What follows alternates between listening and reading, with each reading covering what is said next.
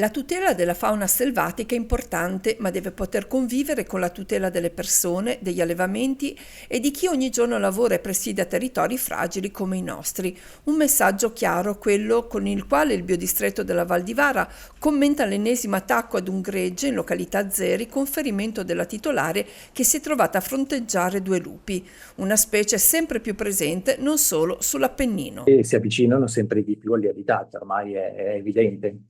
Quindi sono presenti appena a ridosso della costa, sono presenti nei paesi, gironzolano nei paesi, si avvicinano anche agli esseri umani senza paura la maggior parte delle volte. Ma per l'allevamento è un problema grande. Pur difendendo la biodiversità, non si può omettere la necessità di un maggior controllo della specie. Non stiamo certo parlando di caccia, assolutamente no, stiamo parlando di il demanio, quindi lo Stato che è il proprietario dei lupi, attraverso le guardie venatorie o carabinieri forestali, iniziare a ragionare di fare un controllo numerico e riportare la popolazione a livelli, diciamo, accettabili di convivenza con gli allevatori e anche con le comunità.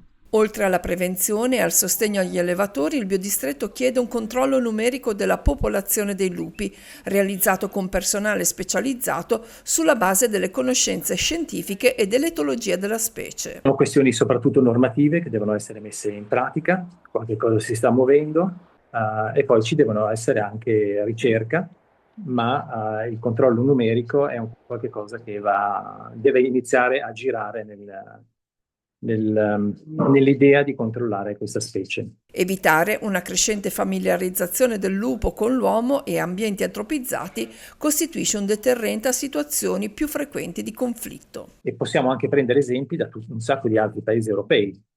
La Svezia e la Svizzera, che sono due paesi che per naturalità, per gestione dell'ambiente sono, diciamo, paesi ammirabili, controllano il lupo.